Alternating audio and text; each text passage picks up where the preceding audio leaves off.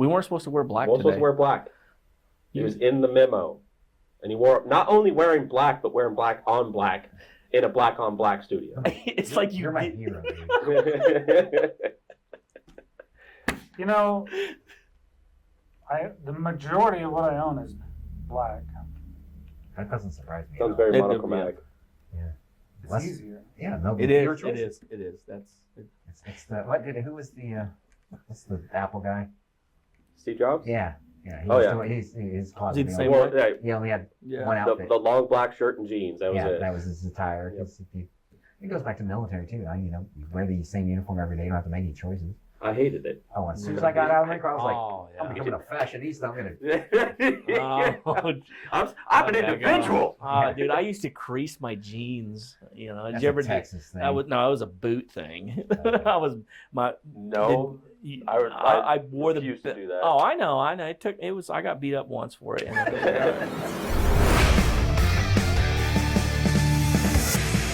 Have you guys ever felt like your emotions have like personalities, like their own entity, like call it a name if you will? I dated Multiple I personalities. dated a girl like that. Yeah. Yeah, I dated okay. actually. Stay away from those. Yeah, stay away from those. Yes. What like? Okay, so if you know it, imagine you have a control board in your brain, right? Which emotion would you say controls you the most? Like who's in charge? Love. You're a liar. No, actually, I take You think that so? back. You No, think so? actually, I take that back. It is love. I think everything you do is filtered through love. Dude, that is the nicest thing anybody's ever said to me. Yeah, I appreciate that. I think you're sarcastic, but there's always an underpinning of love. I don't know. That's a good question. It kind of depends on. Does humor count? No, it's a filter. It's a filter. That's a filter. Filter. It's hiding something. No, what is happiness? Happiness. We all like. I think we like to Joy. think. Do you We have want to joy, to Dave? believe that most of Do I our. have joy? Do you have joy?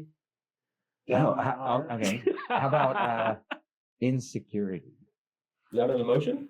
I don't know. Is it? Depends on which list you. There's That's some the way lists. that's the way we feel. I Some feel lists have insecure. 27. Some have 6. Which Yeah. list are we going off? We have a feelings wheel around here. How many Should've emotions? brought that. Yeah, we need a feelings wheel. Yeah. I have a doll. That you. Where? Where? No. Now wait a second. This Wait. took a turn. Wait, what do you emotions are we mean? playing with? Touch on the doll where you feel. I thought it. Okay, I thought it was one of Or those. touch you on can the get at doll the store at where he Kellogg's. touched you. Yeah. So, all right. Yeah, that's not funny. No. No. Okay. I think it depends on what's going on. I think we as well from a masculinity perspective, men a lot of times are kind of limiting. I would guess that they operate in maybe just 3 or 4 emotions, and Okay. they don't necessarily delve into other areas. Sure. Okay. So for you, which emotion do you want running, like most of the time? If you have your choice. Wow, I would want joy. Joy? We want joy to we want to live a life of joy and happiness, and we want to. I mean, I think it's an ideal scenario. Sure. Yeah. Dave? I don't know if we'd classify it as such, but I mean, love. I think I Sure. probably operate out of love/compassion for the most part. But that's the one that you would want running you most of the time. That's the one I think does. Okay.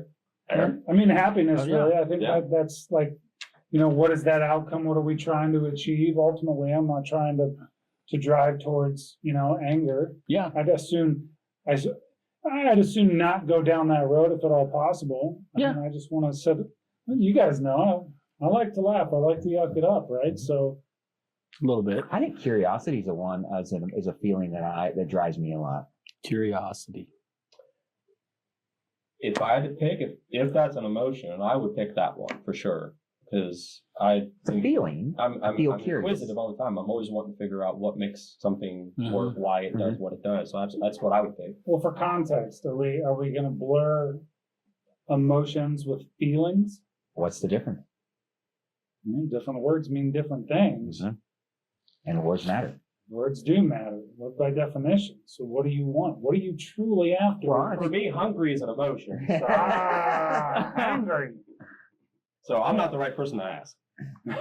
So that's what's guiding you. Yeah, hunger. It's all hunger. I am very food motivated. Hangry. Yeah. So what is the difference between feeling and emotion? I guess a feeling would be something that is even an emotion could be a reaction to something. I don't know. Feeling could be like a gut instinct type of thing. Physiological response to stimuli. Sure. And But emotion, is anxiety an emotion? Because isn't anxiety almost a response to some form of external stimuli? Anxiety is a listed emotion on plenty of lists, depending on which list you look at. bust out a phone. Break it out. Got your New tablet. definition on it. You have a tablet. Let's look 'em up. Someone came prepared. We'll have to tell the production team to be more aware of that. We need our own young Jamie over here. Yeah. Jamie, look it up. Get like a Pay no attention to TV monitor right here. Should we get a TV to put there? I think we need a TV. All right. We'll get a TV. Do we get to choose what we watch on Dude, I actually thought you were just Well, randomly you- typing because you were just. I literally thought he was randomly typing He too. actually typed in real words. I looked over and I was like, okay, it is real words. I was like, wow. Real Yeah. typing. Yeah, I'm a typist. Like 120 words a minute and shit. You know?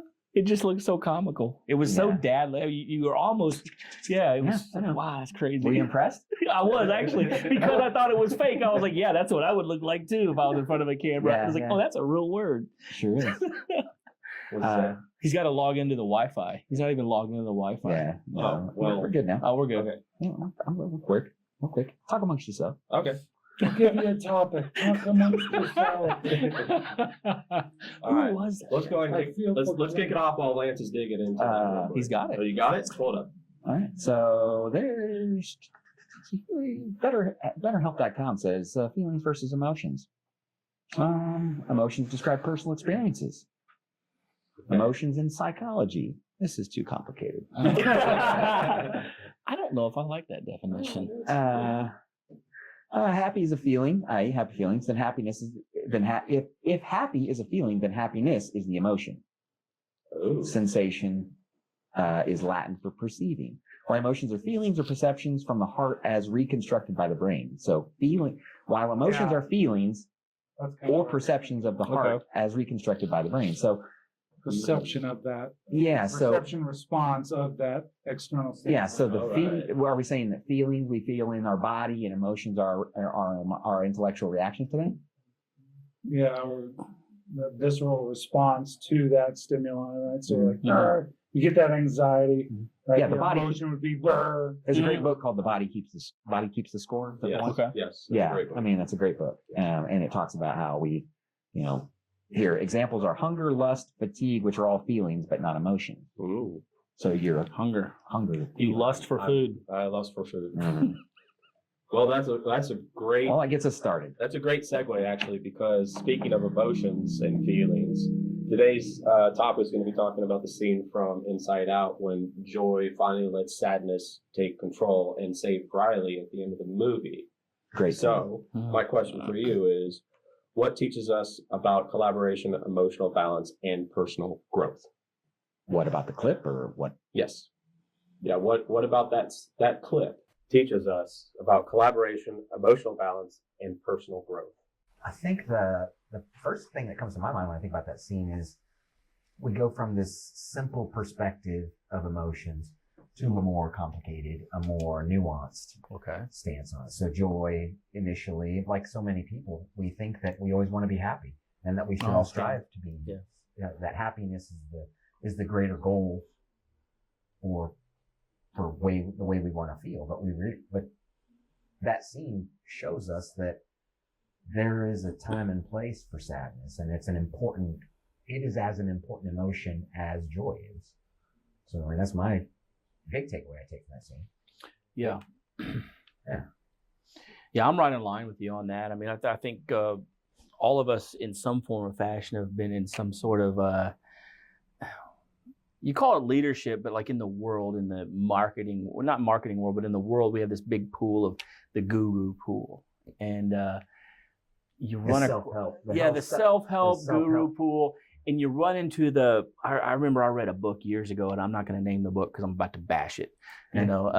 But the book was all about being happy, just happiness this and happiness that. It's always be happy, and I just thought that just sounds so unhealthy. Reframe your thought process to always think positive. Yeah, I about always everything. think positive, and I was like, well, there's some days where things don't go well, you know, and they legitimately don't go well. And what am I supposed to do in that situation? Actually be happy, or should I exercise a proper emotion? Because we're taught very early on that emotions, we have good emotions and bad emotions, which isn't true. They're multifaceted, all of them are. And an emotion like happiness can be negative. You know, it can have negative aspects to it. And so if you're just always happy, you know, for no other reason. I mean, you've been around somebody who is got that cloud following them all the time. You don't want to be around that person either. No, you don't. There's days where it's like something goes wrong, and you, we forget that we do have to exercise our emotions, and we feel it when we don't. If we don't exercise the other emotions, we get, you know, our brain basically becomes calcified at some point. And we're non-functional. And you've met these people. They're non-functional because they haven't exercised their emotions, and they just are a straight track in life. They do the same thing every day, and there's no nuance to their life whatsoever because they don't exercise their emotions. And so in this clip, her whole life is all happiness, and Joy wants her whole life. wants to be happiness, and it comes to this crucial point on the bus where it's like, no, she has to tap into sadness in order to find those memories that matter. Like a catalyst moment. Mhm. It's either going to fix itself or it's going to break, and it's going to break bad. Yeah. Well, that's kind of in our men's circles. Covered Michael Mead's the mystery, the myth of the water of life, and you mentioned calcified. Yeah. And that the symbolism in that myth is that inside this interior castle we have are these men that have been turned to stone, and that the inference to that is that because these men have been unable to tap into these elements of these other facets of their emotions, they have become calcified. They have become hardened and impassive. Basically, they've become solidified. Yeah. Yeah. So what you used a metaphor the other day talking about emotions about kind of like a check engine light. Check engine light with the car. Yeah. I love that metaphor. Yeah. How depression is. I view depression as one of the best friends you'll ever have. Which is crazy. So many of us. Yeah. I mean, I struggle with depression, and when you said that to me, it was like a light bulb. Well, here's the thing: you don't struggle with depression. Depression tells you are struggling with something. Oh, that's great. Great. Depression is not it is a check engine light of saying you have something wrong. I'm going to slow you down a little bit so you can go to whoever and get it figured out. And so that's what I view it as a check engine light, to go check your emotions, go check what's going on, go check all the things, get the code reader, go figure it out, go take it to a mechanic. But all of us, so many of us, specifically men, believe that we're running top speed, perfect RPMs all the time. We're sports cars, we're Ferrari, and we don't have time for pit stops. Nope. Yeah, just blow it out on the highway. Those are the type of men though that you see driving down the highway that smoke's coming out of the hood. It's got 3 wheels. The other one's just the metal grinding on concrete, and they got that. Leave Dave alone. Yeah. How many issues have you had with your cars now? Facts. You know, here's the thing, though. I think we have to be very careful about. I know we were kind of talking about the either-or fallacy, the A/B fallacy. Emotions are not all or nothing. Yeah. And here's the thing. Happiness and sadness can coexist at the same time. Yeah. For example, I recently lost my mother. She'd been suffering for quite some time. I was very happy that her suffering had ended. I was sad that I lost my mom. That's a conflicting emotion, but both were very, very real. Yeah. And actually, I would say that because you were capable of feeling those emotions in unison, made that moment all the more poignant. Sure.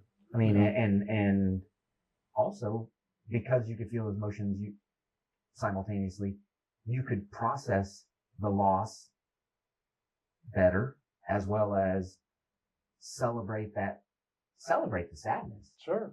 because it's, think about this when To be able to laugh while you cry. yeah, to be able Yeah. to, when we truly feel sadness or loss, it's because we cared about something. And obviously, you cared about your mother, but Mhm. even in our other things, the little smaller things in life, that sense of loss we feel is because we cared about something so much.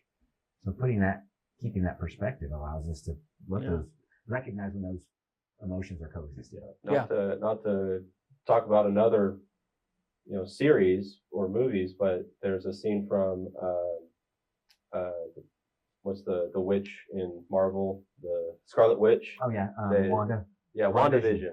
WandaVision. And actually, it wasn't WandaVision, but it was from the movie where Vision is talking to her. She just lost her brother, Mm-hmm. and he says, "Well, what is grief if not love persevering?" And I I like that. love that analogy. That And think about how many guys, friends, that we've lost in the military. I think of Eric B. Kirkland.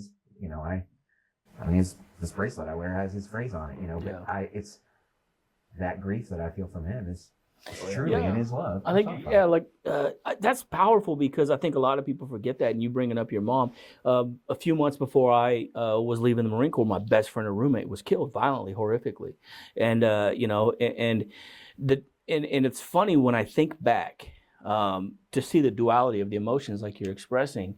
I'm sad that I lost my best friend, my world at the time, but at the same time, he had 4 toes on each foot, right? Born that way. And he had the worst. Were they webbed? No, they were. Come on, let's just go No, ahead and say they were webbed. okay, they were webbed. He just swam around. No, but he had 4 toes on each foot. His nickname was Toes. And that's original. Yeah, right. But the thing is, his feet smelled so terrible. When he'd take his boots off, they were the worst smelling feet ever. And so I used to joke, I'd be like, you have the worst smelling feet per capita, but I think about losing him violently and horrifically and just seeing him in that way and just seeing the human body be that. But then I'm laughing at he's got some smelly feet though, dude. Yeah, and those two, that feeling, that loss and that weird humor coexist. And it does. And that makes his presence in your life so much more real. Yeah. So much more textured. Yeah. Yeah. And I think we have a unique perspective because I know, you know what, I'm going to take that back. We don't have a unique perspective. We have a perspective where we have lost people, and so we understand it where some people don't. Mm-hmm. And so I think we feel a little bit of a freedom to explore those emotions where some people don't. So where is it for somebody who maybe hasn't experienced 18 deaths? Mm-hmm. Where is it for them on their first, like when mom dies, it's their first death they've ever experienced. Mm-hmm. Where are they going with it? How are they doing this? Oh, the void. How do they handle it? Think about the first time, you've truly lost somebody that, the void you feel. Yeah. And I had an old mentor of mine tell me, and to this day, every time I'm coaching or counseling somebody about grief, is like, that void never goes away. But what we do is we grow around it. Yeah. And that, I think, is kind of, if we're thinking, when we go, I'm going to bring it back to the clip, that moment, Joy recognized that sadness needed to be there for Riley to grow around this loss. Yeah. The loss of her home. Needs to accept it. Yeah, accept it, but also, just like you celebrate stinky toes, but also the horrific loss of your friend, Riley can look back and feel this deep grief and loss of her home, this other version of life that she lived, but then also by doing that, it'll allow her to then turn around and look forward and start living and celebrating the new version of herself, the new life that they're living, the new family dynamics. You can roll contrastive inquiry into this as well. I mean, I think that, one of the examples that I use in my class is I present the murder of my father. Yeah. Which is a crazy story. A crazy story. And I say, how can I use this to my advantage? How can I benefit? What's the positive? Right? How can we take, and it's an interesting situation because here's a student, point blank, coming out of left field. I want you to tell me how the murder of my father was or can be used as a good thing. That's a shock to the system, right? Yeah. What in the world, right? But absolutely, it can inform better things in my life. For example, how I use it is to never let my those that I love leave my presence without them knowing that I care. Yeah. Right? So it can be used for good, right? Yes, it was a horrific situation, but we get to choose what we do with it. We get to choose to let it be this horrible scar or this amazing thing that helps make our lives better. It's a choice. But you specifically are in a position of awareness and understanding of those emotions. Sure. You've processed it.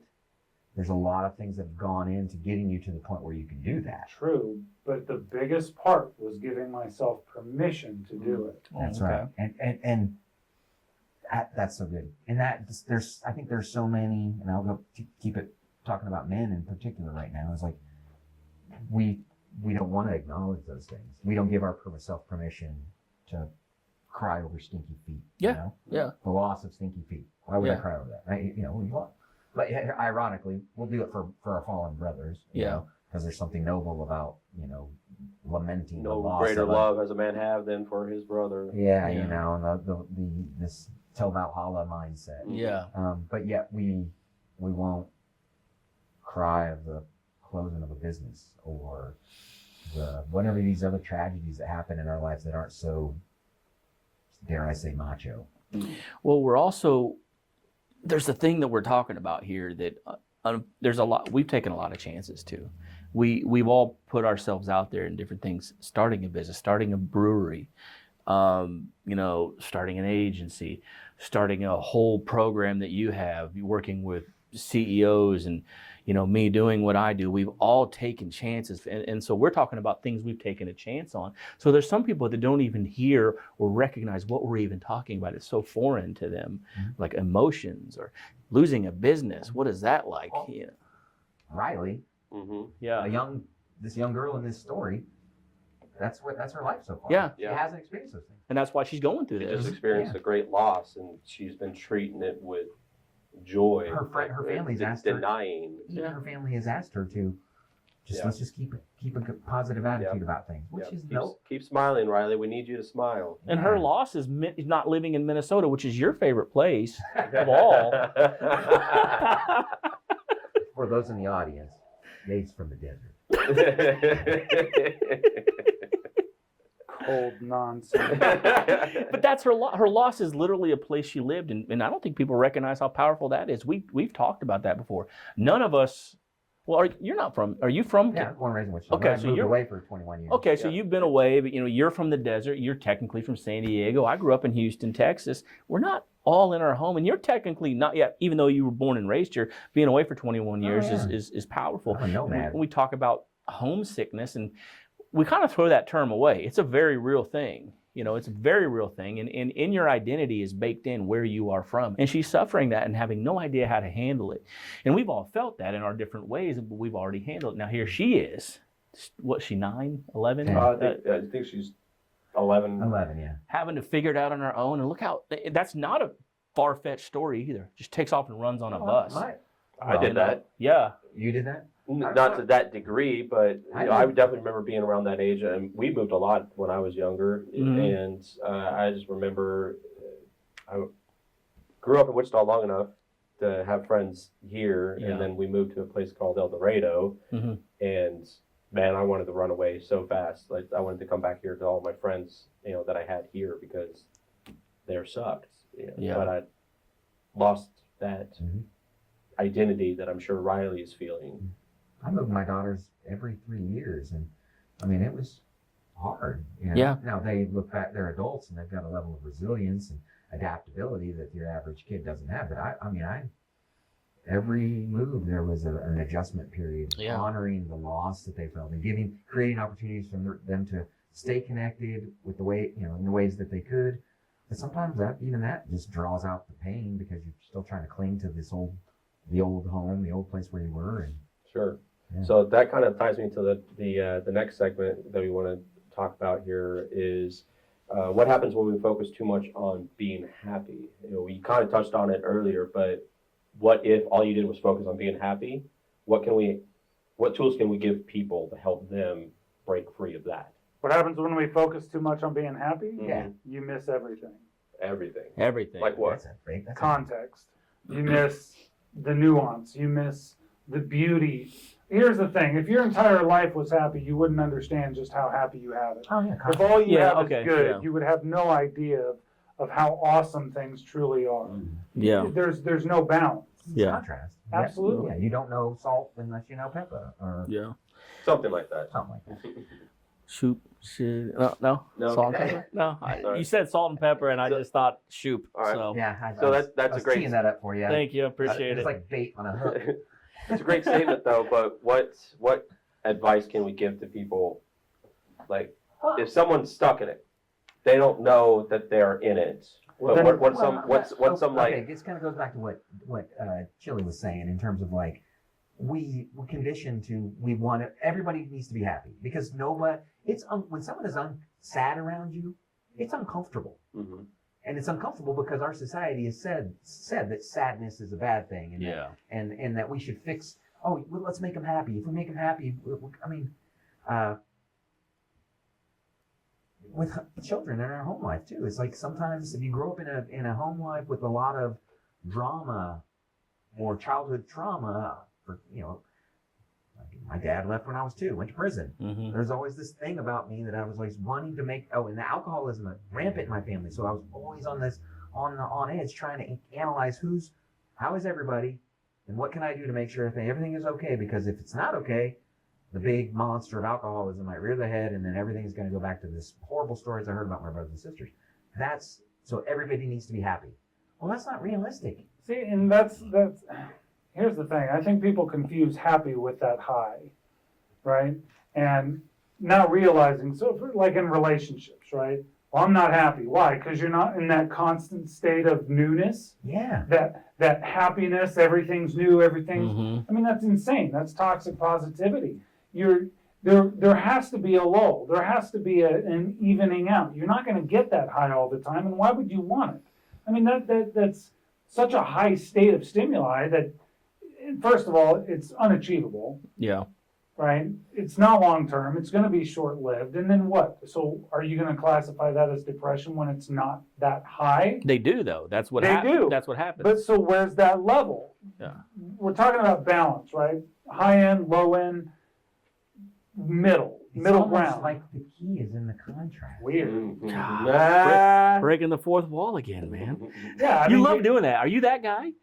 I don't know. It's only our second episode. Well, you are now. There just has to be that balance, because if it's not, I mean, it's unrealistic and it's short term, and then you're always going to absolutely find depression. Then you get addicted to that high of happiness, Yep. and then you're chasing the wrong thing. Yeah. I think the second part of your question is what do we tell somebody? What tools can we give others? First and foremost is understanding when your check engine light's on. Check engine light. Understanding, developing a vocabulary of emotion. So many of us, happy, sad, that's it.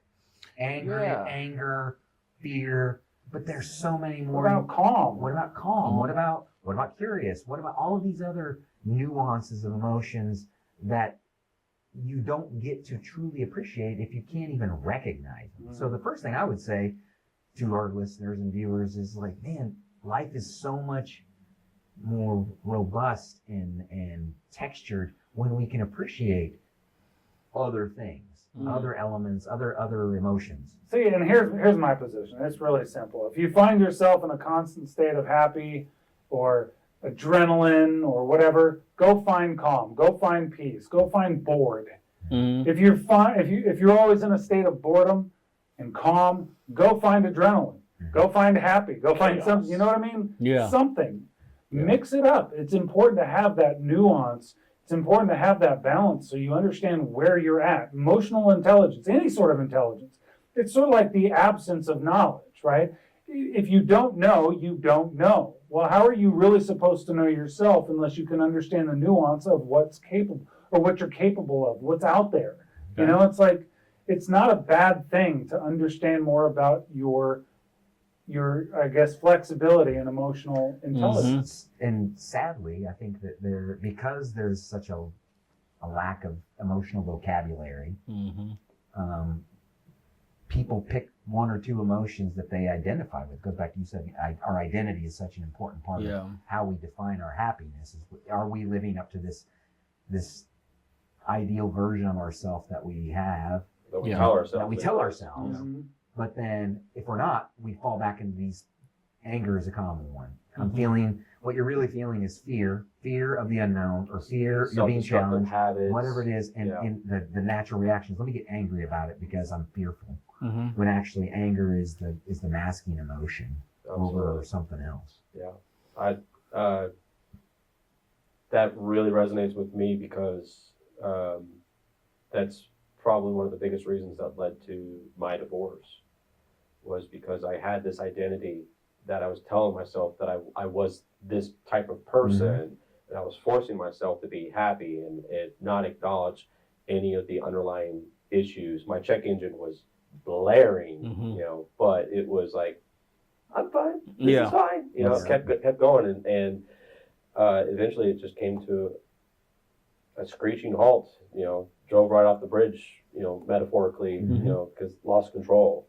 So you saying that really resonates with me, because that's exactly how I felt during that time. So many people will tell you, I'm fine. And one of my mentors says, fine is an acronym for that. Feelings in need of expression. Or the other one is fucked up, insecure, neurotic, and emotional. And so, are we fine? So many of us say, I'm fine.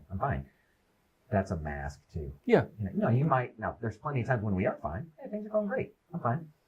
No, it's non-committal, but if something's going on and you're feeling it and you don't want to acknowledge it and you say, I'm fine, you're masking something. Well, let's explore this. What is wrong with being sad? Nothing. I can say that now. That's the whole point of that scene. Well, no, but think about now. Now you know. So you tell me retrospectively, what was so wrong with being sad? Was it the pressure of trying? I mean, what expectation were you living up to? Where was the pressure coming from? From internal. From yourself. Yeah. So you said, everybody sees me as a happy-go-lucky guy. I have to be a happy-go-lucky guy. Yeah, I mean, that I don't have much to contribute to that, because that's exactly what it was. I needed to be this version that no one was imposing on me. I was imposing on myself because I assumed people were expecting it of me. So I was telling myself, you never once, like, use you as an example, like, you never once told me, Kim, smile more, just like they said in the movie. You're prettier when you smile. Yeah, thank you. Yeah. Never once did anybody do that, but because of my own insecurities, I felt like I had to be this person. So I constantly kept ignoring my own sadness. Not that there was anything wrong with it, but I felt like sadness was the enemy. You haven't. No. I mean, well, we had talked about expectations a couple times, and I think sometimes we don't my view on emotions is they're usually missed expectations, is what they are, and so when we talk about sadness specifically, or all of them? Well, sadness comes about because you did not expect the thing to happen that caused you to be sad. You expected something to go well, and it didn't go well, and now you're sad. You expect your life to go down this course, and then all of a sudden grandma dies, you're going to be sad because an expectation was grandma was not going to die today. Grandma dies today, now you're sad, Sure. And you ask what's wrong with being sad. Nothing, it's beautiful. Like you said, it shows you the nuance. But what we're taught is that prolonged sadness equals depression. They say, prolonged, but they never say like, well, what is prolonged happiness? Well, delusion, I would say. But as far as like each one of those emotions, every positive surprise, negative surprise, all of these different things, I can show you where fear is positive. We've talked about fear before. Yeah. You walk, you walk out of your house and you see something green on the ground. It's a water hose or it's a snake. And hopefully fear and anxiety tell you that it's a snake, because if it is a snake, they saved your life. And it's baked into us in our nature too, because if you think back to us, like if you get something wrong that's negative, you die. Yeah, reptilian brain. If you get something wrong that's positive, you live. you live. There's no consequence to getting something wrong that's positive, limited consequence. But if you get it wrong and it's a snake, you die. And so we focus so much on getting the negative wrong and focusing so much on the negative. I like it. Oh. Well, anything, Lance? The question is, what was wrong with being sad, right? Nothing. I mean, that's the whole point. It's like it isn't necessarily, do I want to sit in a state of sadness all the time? No, it sucks. It feels bad. I mean, if you're, It's yucky. yeah, it's yucky, and you want to resolve it. We want to get to a point of resolution where we're in a more, a better state, homeostasis, balanced. We want to be balanced. I don't necessarily want to be, don't get me wrong, I love being happy, but when you laugh till you cry, man, you get tired. I know some really people good, that they might be addicted to being sad. Oh yeah. I think there's people that just, they refuse to even see, they see happiness as the enemy. To be happy means to be betrayed. You're literally addicted to drugs when you're I was going to happy. say, there's an addictive nature to it. Yes, It there doesn't is. matter. Again, that's why we should become addicted to balance. That's why we Yes. should become addicted to calm. That's why we should become addicted to that sphere of emotions. Yes. So we can appreciate the happiness and we can find the sadness therapeutic, Yeah. right? But there you go. With calm, you run the risk of boredom. Wow, what's so risky? Yeah, that's what I mean. So it's like, Yeah, it's funny. The older we get, at least for me, I mean, Yeah. I think I'm the oldest at the table. I don't know, but the older you get, the more comfort you find in being bored. Oh, I love it. Like, I mean, to Yeah. meditate. I mean, I have a yoga room.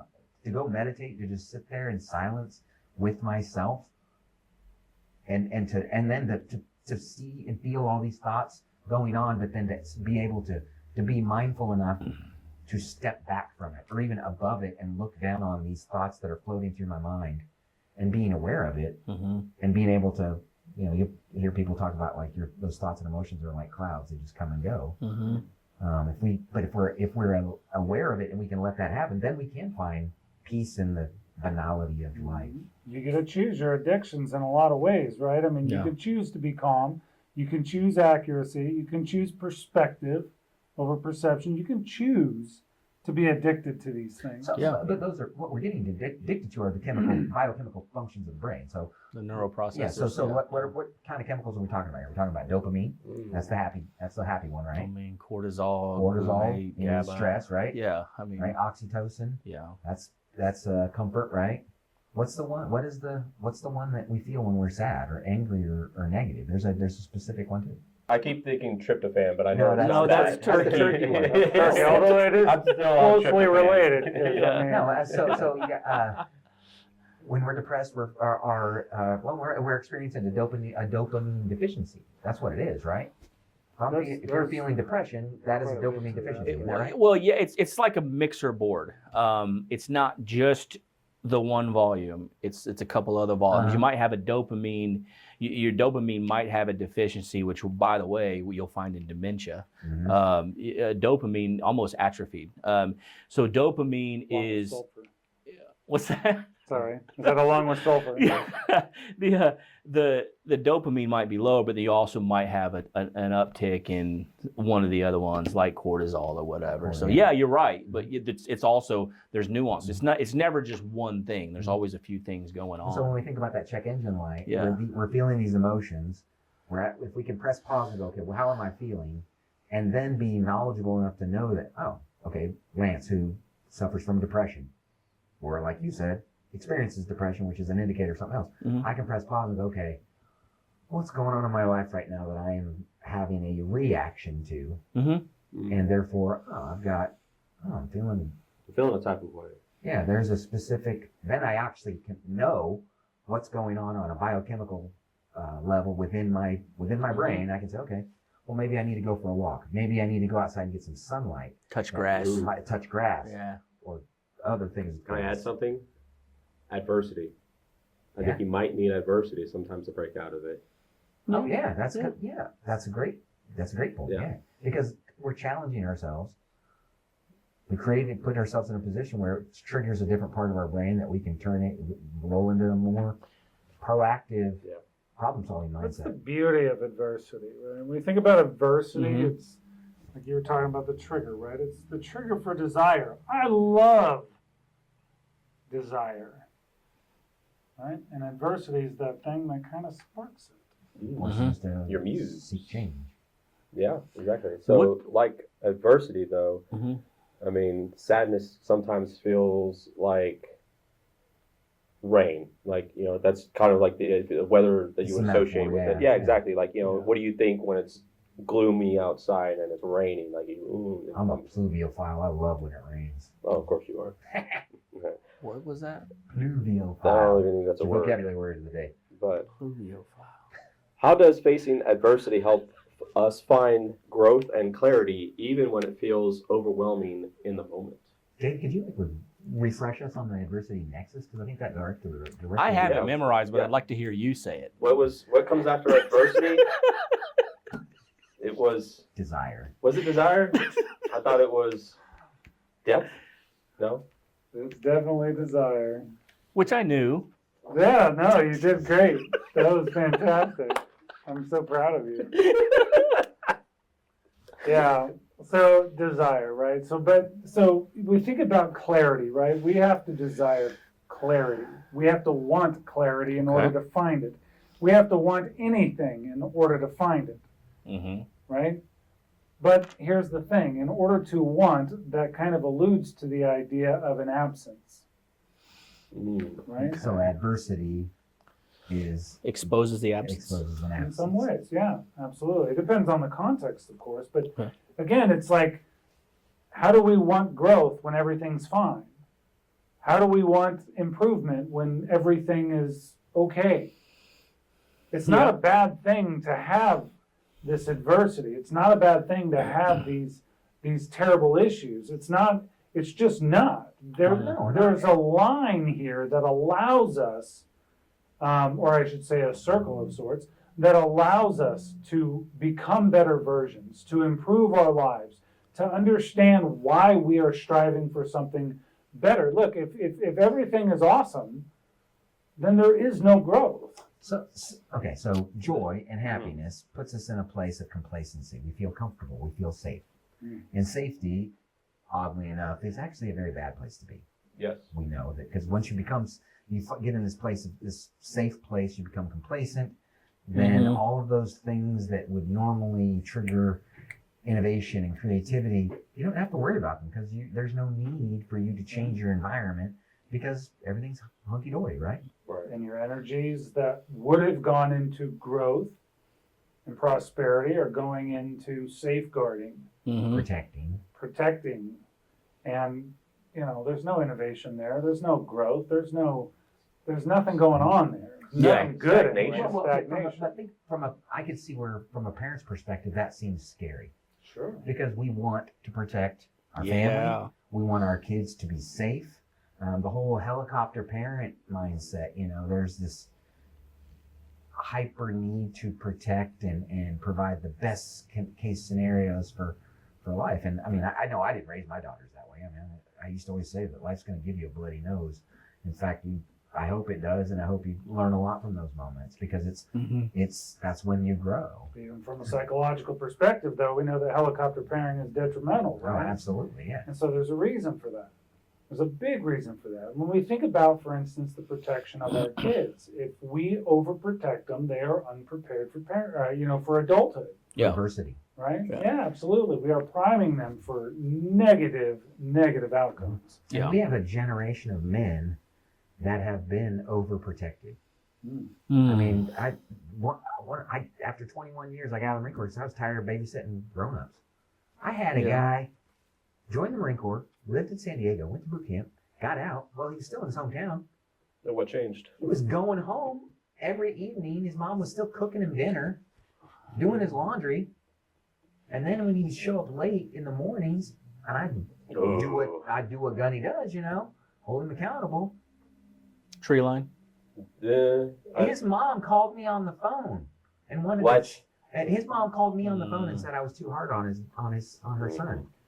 And that's when I was like, okay, there is a different standard these days. And I hate to sound like the old man, like, well, back in my day, but it was one of those moments where I was like, man, you have this, Wrong idea. you have the, Yeah.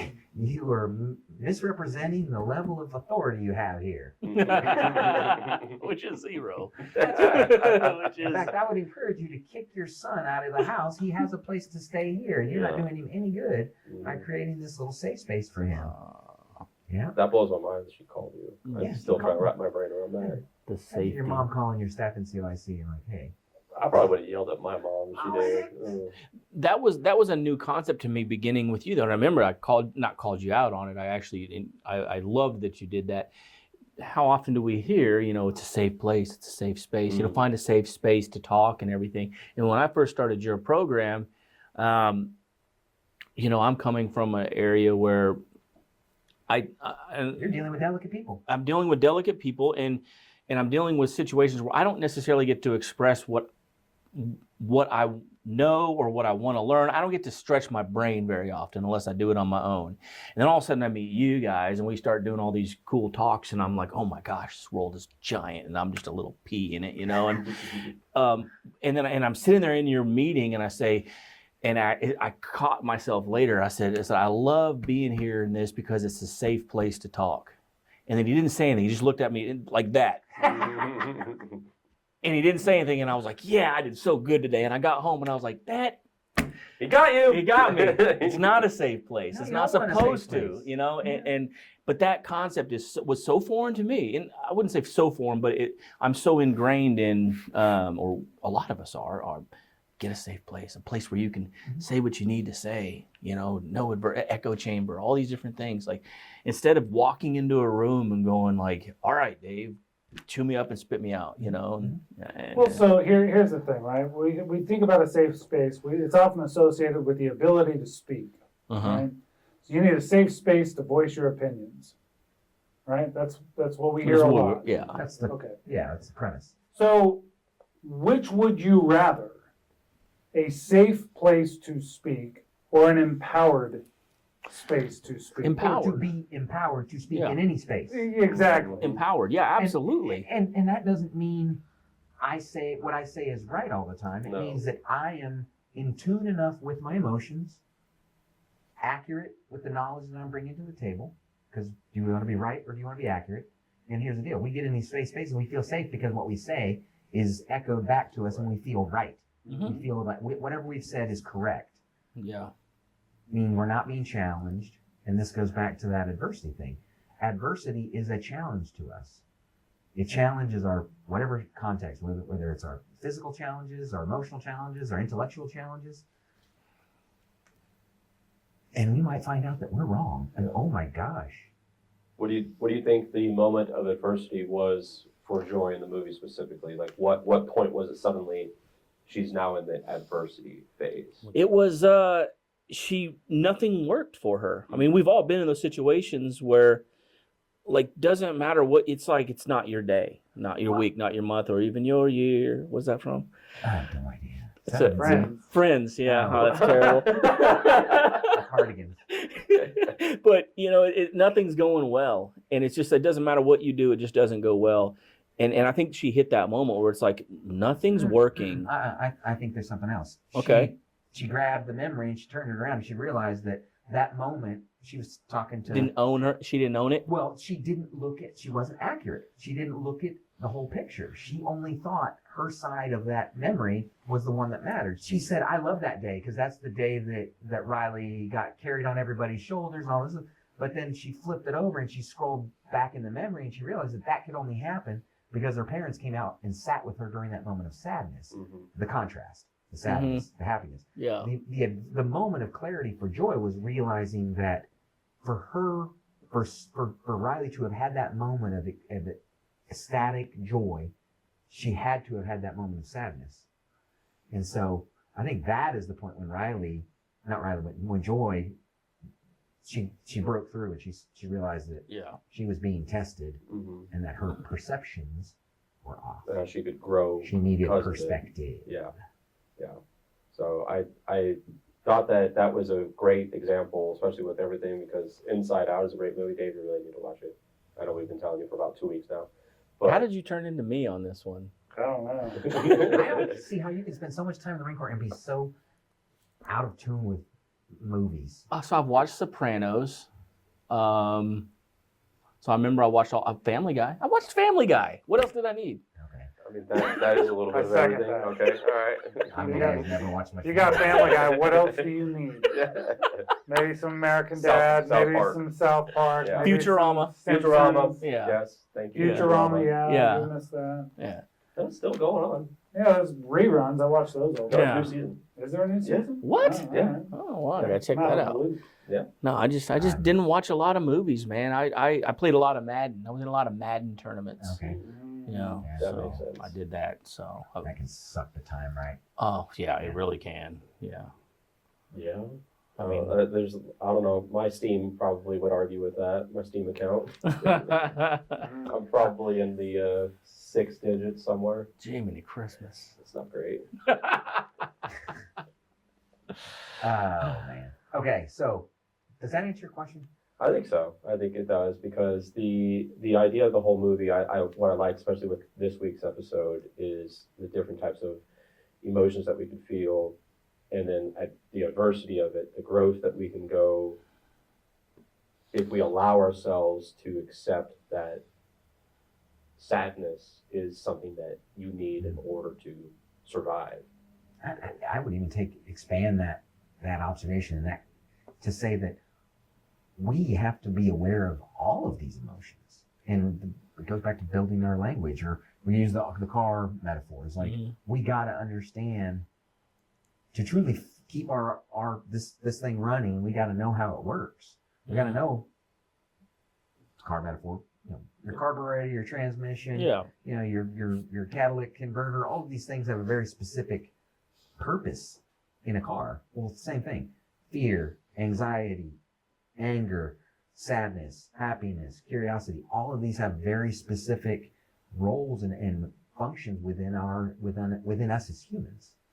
And the more we know about it, and the more that we can see and empathize with others, the better, stronger our relationships are, the less conflict we will have, because I can say like, man, Dave, you seem off, man.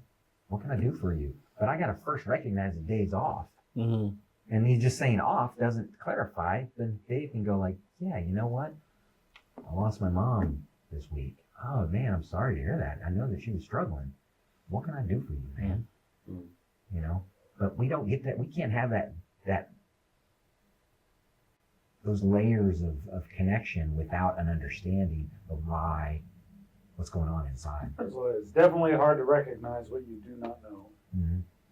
Well, we all know our emotions, right? I would Mhm. say that the four of us here are We pretty strive to. Yeah, it's a never-ending journey of understanding our emotions, and I feel like definitely for the three of us having played football. Lance, did you ever play football? I never even thought to I ask was you. not. I played like European football. Soccer. Yeah. Okay, so yeah. did I. All right. So teams, right? Your emotions, you can view it as a team. That's how I like to look at it. Like, all right, we're all working together. Yeah. And what is an emotion that you feel that you're ignoring too much? What's a team member on your team that you have not paid enough attention to? Currently bored.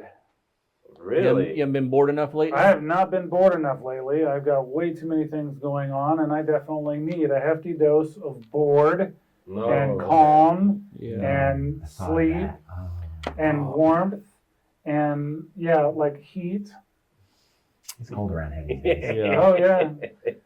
Oh, that's what this is about. You just don't like the I need to cold. get lost in the desert for like a week. You're just angry it's cold. Yeah, I am. Yeah, angry's getting exercise. Frigid is definitely on there. And we're not sexually frigid. Yeah. All right. So boredom for you, okay? Like that, you. I didn't even think about that concept of. I have to That, recharge. yeah. We have to recharge. Yeah. That's, And it's that's a good one. definitely- That's a good It one. has been tested here lately. So like you were talking about meditation and stuff like that. It's a version of mindfulness. You know? Yeah. Recharge, mindless things. Mindfulness requires bouts of mindlessness. Yeah. I mean, that's a good. So here's the question. So I know that I'm inclined to. Great example. I'm not feeling well. My wife says, "Hey, why don't you go take some ibuprofen?" I'm like, or she says, "Have you taken some ibuprofen?" Or something. No. Why would I do that? That would make me feel good. Why would I solve the problem? Yeah. So this is something that I do quite regularly. Is I'll subordinate my needs to others. I don't see you as hard-headed. You really? Weird. Fuck you. All right. No. So but I think that's one thing. I think one of the feelings that I probably do not exercise enough is grace for myself. Yeah. I would say the same for me. And so many it's hard. guys do that too. Because Yeah. we're supposed to be on, we're supposed to be performing, supposed to be delivering, Yeah. we're supposed to be We were just talking about that fully for me today. functioning. Yeah. We cannot be a liability to others. Yeah. There's so many of these expectations that are on us as men that they're silly. They're silly. And Self-imposed more there's- often than not. Mhm. Based on assumptions. Yes. Uh-huh. Mhm. Yep. Yeah. 100%. Mhm. What about you, Chili? Lately it's been happiness because it's been. I'm normally pretty good with happiness. Like I'm pretty upbeat, and I have it pretty good level. But I've been getting kicked in the teeth a lot lately with a lot of things I'm trying to do. I get surprised with some, news, financial news I didn't want to get surprised with. I get this going on, that going on, and it's like trying to get things to work properly, and they're not. And I think I do pretty well. I mean, I walk into a meeting the other day with y'all and got just absolutely destroyed that morning, and I was doing fine because I'm pretty good with my emotions, but it's hard. Like you're seeing me at stasis. I had to get back to stasis from what should not be, and so I didn't have much gas or enough fuel left in the tank to go like, all right, I'm back to normal. Can I go be happy about something? Well, no, not right now. I haven't been able to go the extra mile to be like, let's go happy. I've been able to pull myself out of the depths to get stasis, but then, Is it kind of like what you were talking about Monday when you said like it wasn't that you ignored the emotion, you just pressed pause on it for a little bit. Yeah. That's a great story. Would you share that story again? I mean, we talked about your mom already, but that moment where you described how you had to turn on for your family, but then later on have that moment. Would you mind sharing So that? sure, there's the sense of responsibility that we have to lead a situation sometimes requires us to not ignore the emotion, right? We don't necessarily have to ignore the emotion, but we shouldn't be driven by emotion, right? Mm-hmm. Emotion drives bias, and we don't want to make biased decisions, especially with situations where there are dire consequences. Your mother's healthcare. Mother's healthcare, right? And so we sometimes have to put pause. And this, I guess, the story that I was sharing was, things were chaotic. She's in the hospital, was it? At this At time, this we point. were getting her into the hospital, Okay. and and it was dire. Mm.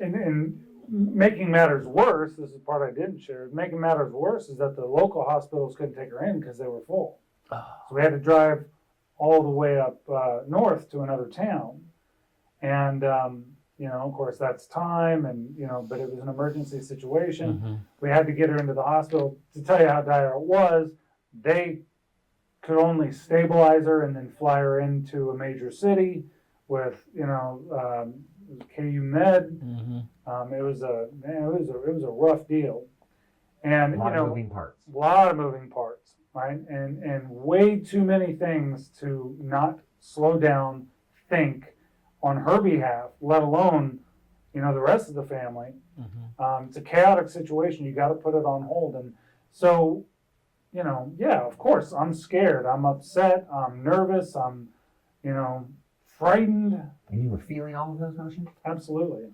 Mm-hmm. but recognizing that there's a good chance I could be making a terrible decision if I'm emotionally compromised. Put pause, think, strategize. This is critically important for her, not even me, right? If I truly love her, I need to calm down and make the best decision for her. And that was the position I found myself in. And so I did. And then when it was done and she got, heloed out to the other city, 3.5 hours away, I go out to my car, take a deep breath, try to take it all in. What did we just go through? That was insane. And then vent it out. I cried then, Yeah. But it's better to do it then so I can make solid decisions for her rather than be emotionally compromised in the moment and mess everything up and make things worse. And that moment of letting loose, letting the tears come, how important was that to you too? Critically important. Critically important. Yeah, I mean, that's a traumatic time. Watching, your mother, the person who tried to look out for you best she could, in such a compromised situation. Here's the strong woman that was always strong and an unbelievable weakness. There's a lot to unpack there when you think about it, and it wasn't just her being sick. It wasn't just her being, on the verge of death. This was all things strength in a moment of all things weak, and kind of passing the torch to me to make decisions in a lot of ways. Because, of course, my stepfather, also in a compromised situation at that moment, there's the woman that he loves, in a compromise. I mean, no, I have to be strong, at least that was the feeling that I had. And turned out in a lot of ways that was the truth.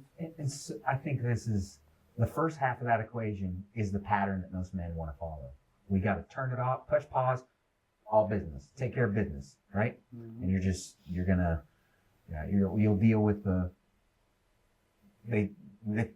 many men just don't want to deal with it. They don't. Yeah. They walk out to the car, they put on a song that helps distract them, and they head down the road and drive the 3 hours to meet the helicopter later, right? Yeah.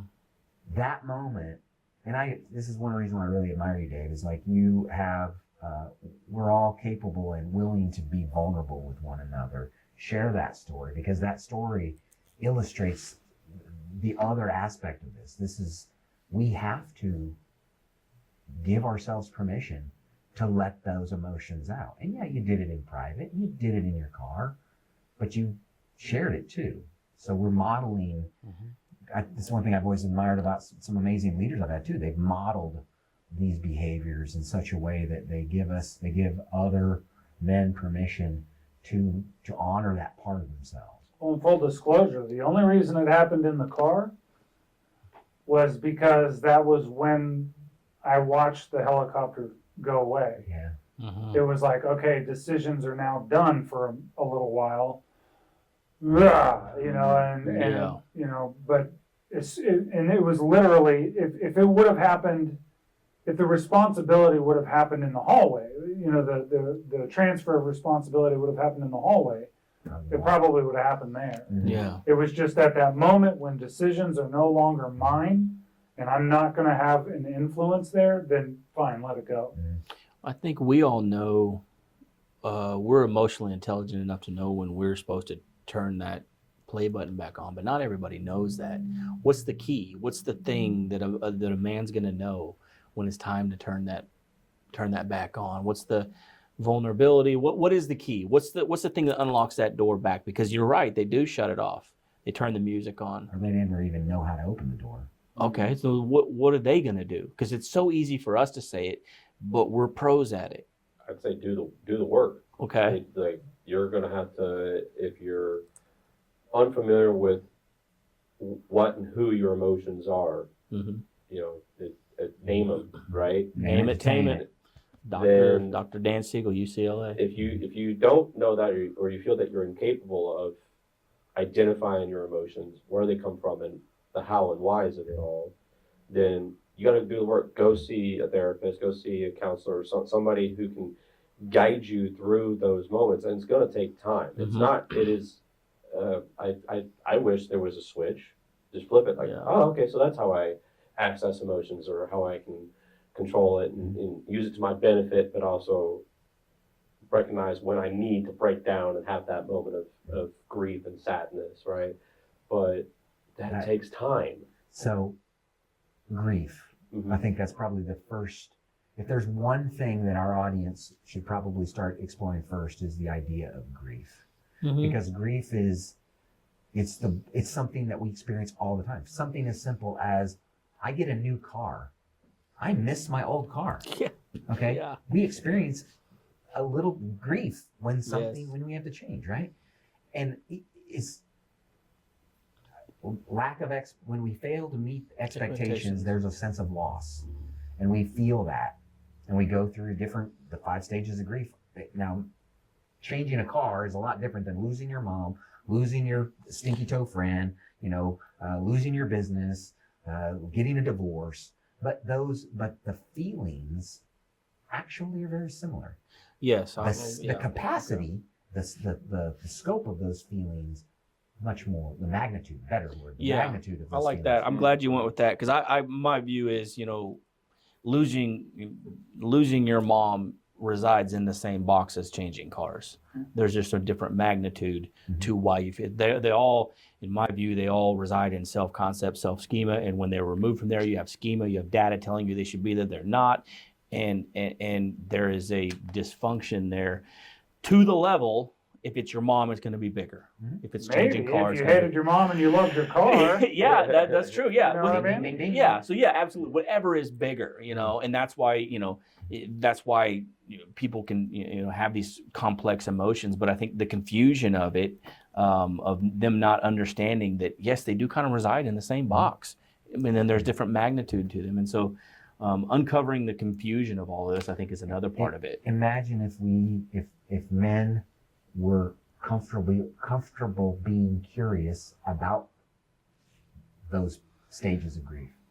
What's going on, man? I'm feeling something. There's so much conditioning. There's how Well, that's the permission Centuries. side too. centuries of conditioning to say not to do that. We're, coming through our ancestors, how we still have this high focus on fear. That comes from just our ancestors before us survived. We don't live in like the survival matrix that they lived in, but we still have some of those instincts. So the conditioning that says, don't explore that. You're the man that's got to go out and kill the buffalo or whatever for the family is still a little bit there. And there's value in that. Yes. And so let me play the other side of that, because the key's in the contrast. Why should men even? What is the value of men developing emotional intelligence? Because we've been living without it for quite a while. I mean, we've been living with stunted emotional intelligence, conditioned to have stunted emotional intelligence for generations. Why should we do it now? It's a good question. Look at the way the world is now. I can almost can't say with any certainty, but definitely feel that in my circle, there's a lot of men who, including myself, who their life just self-destructed, self-imploded because they refused to acknowledge their emotions. Oh, yeah. Well, I believe firmly, and this is my own study that I did without any help from anybody else, that the world is on an 80-year cycle. And Here's the thing though, right? So you think about conformity, right? There's like a perception of conformity. Right? There's this perception of conformity, and you kind of have to give yourself permission to step away from that conformity. Do you want to be like everybody else, or do you just want to be you? Right? Well, if you want to be you, then you have to give yourself permission to step away from the conformity, right? But that also means you have to know who you are, which means that it's probably, hopefully, going to be different from everybody else. So if everybody else is trying to stuff their stuff deep down in their gut, be different. Give yourself permission to cry. Give yourself permission to be angry. Give yourself permission to look at a sunset and cry if you need to. Whatever it is, be different. Yeah. Urubu. I think Urubu, yeah. You are you be you. You are you be you. I think what you said, Cam, is so important. Yes, from my own personal experience. I mean, there's a moment I'm living this programmed life, self-sabotage happening. I don't know what's happening. My life, my career implodes, and then I'm sitting here amid the aftermath of all this going, how did this happen to me? And what I really realized at that moment was how insulated I had become, how out of control I had become, even though I thought I was holding it all together, right? And you call it the adversity and X's. Daniel Levinson talks about the series of seasons of a man's life. We go through these transformational processes, and your soul is going to evolve, whether you like it or not. Mm. That's the stance I take on this from a Jungian perspective, is that we are constantly maturing, and we can help it and grow with it, or we can resist it and we will be humbled one way or the other. I like that, because that's actually leads to my next question of how can we embrace emotional complexity? How can we give people tools to use that complexity to grow? I think we've kind of addressed that to a certain extent a little bit. Yeah. Earlier we talked about how I'm going to connect better with my friends, family, loved ones, coworkers when I have a better understanding, not only of my own emotional complexities, but also understanding how they are feeling. Mm-hmm. What triggers those emotions in those people is going to be different than what triggers them in me. Mm-hmm. And so empathy, I think, is the root of that.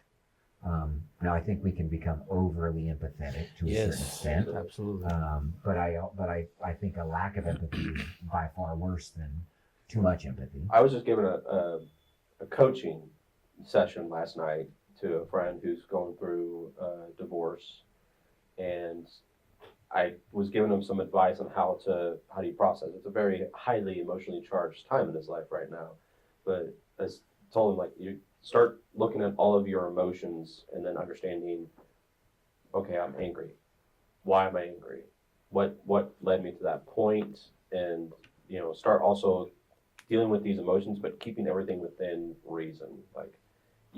Like, don't swing so far one way or the other. So almost any emotion that we have, there's going to be like pendulum swings Sure. above of it. Toxic positivity, Mm-hmm. and then Mhm. toxic negativity. It's like there's so much to swing away. You can be too much of any one emotion.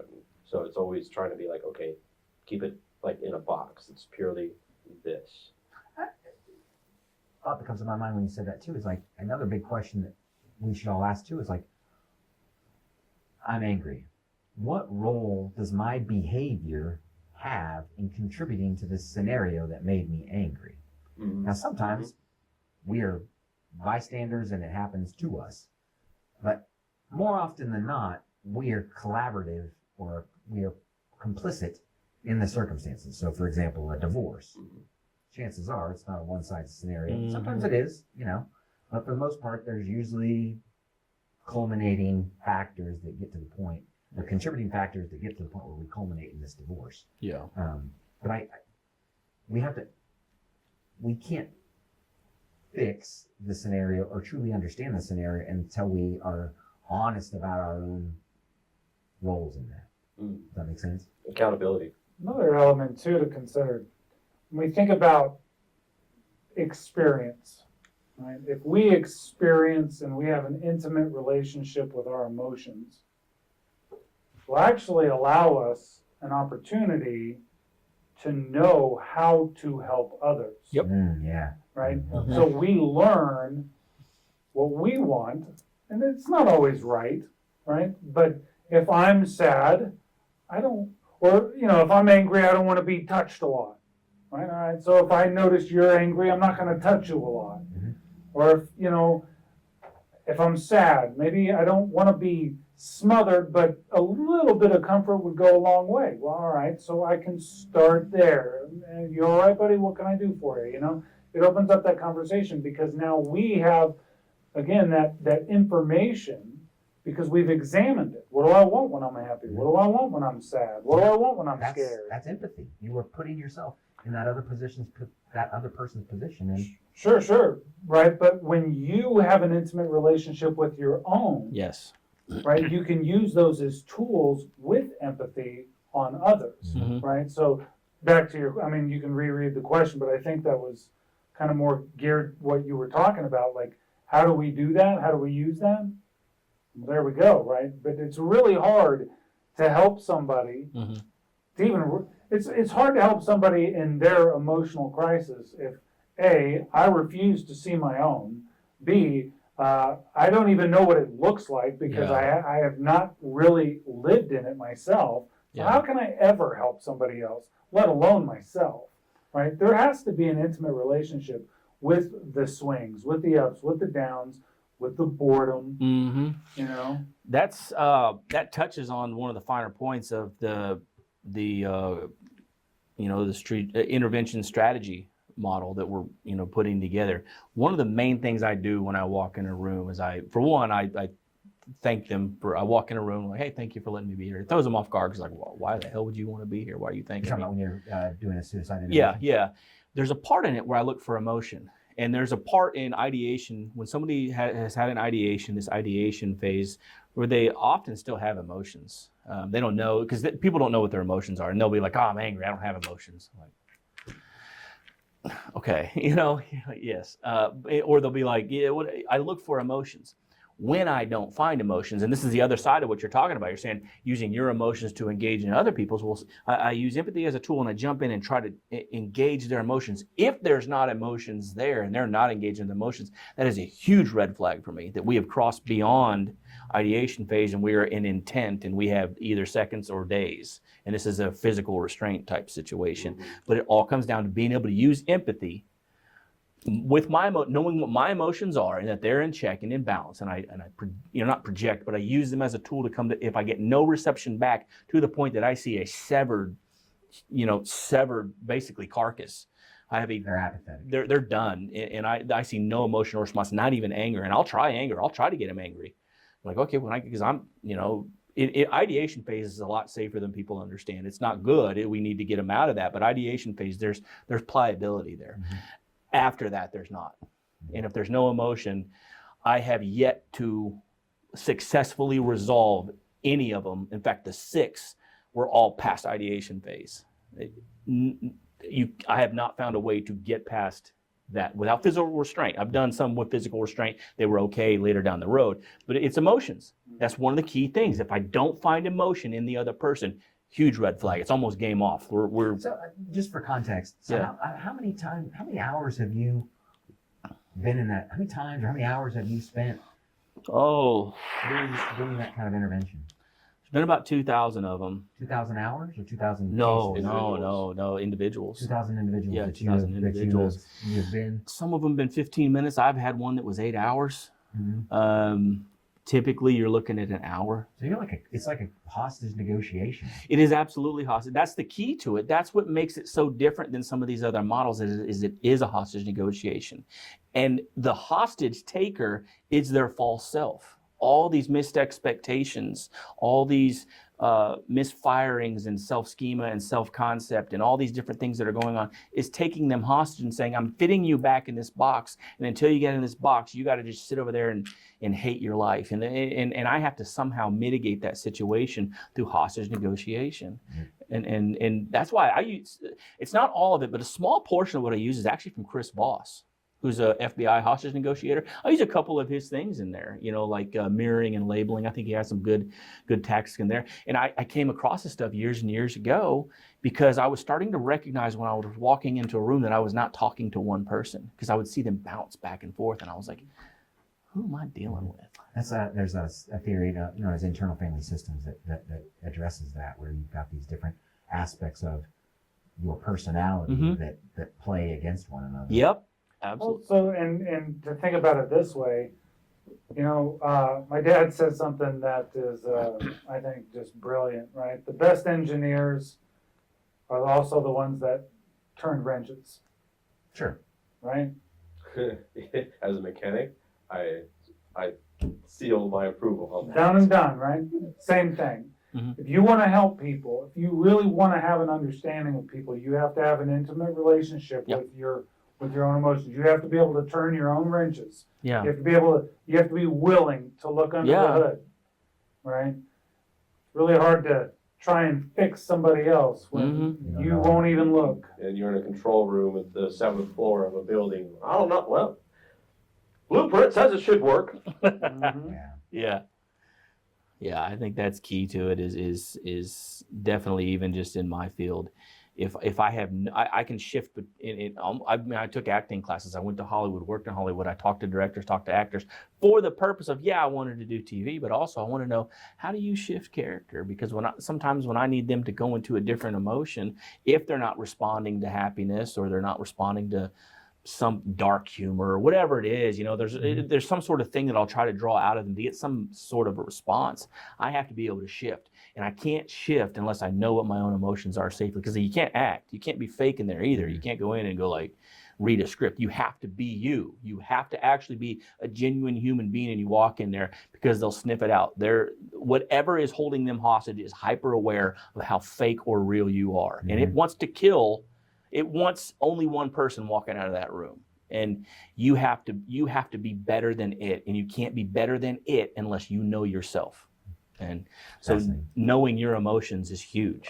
I second that. That was probably the biggest lesson for me that I learned after I kind of call it like the dead cam and the alive cam. Mm-hmm. There was the version of me that was emotionally immature, was self-destructive, did all the wrong things, right, and was telling myself that I was a good person during all of this. And then when I realized at some point, probably shortly after my divorce, that like, okay, got to use the metaphor you like to use, like you got to kill that version of you, right? Mm-hmm. And so that version of me was dead, and the new me had to learn almost like physical therapy after a traumatic, car crash. I had to relearn how my brain thinks, why it thinks that way, why was I feeling an emotion, where did it come from, and especially not make biased emotional decisions, because old me would have done that. Yeah. And so I love that. Yeah. That's the hero's journey. Is you got to kill the old hero so that the seasoned, mature, aware warrior can emerge. Oh, I love that you said warrior, actually, because next episode, what we get to talk about is going to be Fight Club. Oh, wow. That's Talk about warrior. I'm looking forward to that. Have you seen it? Oh, please tell me you have. First rule of Fight Club is we don't Yeah, can we do a show about Fight Club? No, not Cut at all. it out. We'll cut it out. Everybody knows. I haven't seen the movie. Well, we're going to be talking about a couple things, actually, that I feel like you're really going to get a kick out. We're going to be talking about myths of masculinity. You and I have talked about that plenty of times. We're also going to be talking about a couple things that I feel Dave, just being Dave, that he's going to like, especially the rebellion part of it, because he's a rebellious character. A little bit. Yeah. We weren't supposed to wear black We're today. supposed to wear black. He was in the memo. And he wore, not only wearing black, but wearing black on black in a black on black studio. It's like You're my hero, dude. The majority of what I own is black. That doesn't surprise me. Sounds very It- monochromatic. It's Less- easier. Yeah, no. It your is. choice. It is. It's the who was the what's the Apple guy? Steve Jobs? Yeah. He Oh, was yeah. doing, he's Was he the he same only, one? Well, yeah, he only had one the outfit. long black shirt and jeans. That was Yeah, it. that was his attire. Yep. It goes back to military too. You wear the same uniform every day. You don't have to make any choices. I hated it. Oh, as soon as I got out of the car, I was like, Oh, I'm becoming a fashionista. I'm gonna. I'm an individual. Dude, I used to crease my jeans. That's Did you ever a Texas thing. It was a boot thing. Okay. I was my No, I wore the. refuse to do that. Oh, I know. I got beat up once for it. And I was like, all right, let's not do that. Conform. Yeah. It was team building, not hazing, but it was team building. And I was like, all right, I might be a nerd. So I stopped. You tuck the T-shirt in, you have the belt. Yeah, I did it, man. You were at Jacksonville, right? Yeah, We were walking down Lejeune Boulevard, yeah. like a boot. Yeah, no, I went to the mall. Went to the mall. Yeah, Oh, camouflage backpack. Oh, Jesus. Tell you what, next time I'll wear something that's not black. I want to no, see, I now want I to see you in feel a bad. Hawaiian shirt, No, don't do like that. bright, colorful. No, I'm not going to go that far. But my hypocrisy only goes so far. All right, I look forward to that. Guys, good talking to you. See you next time. Word.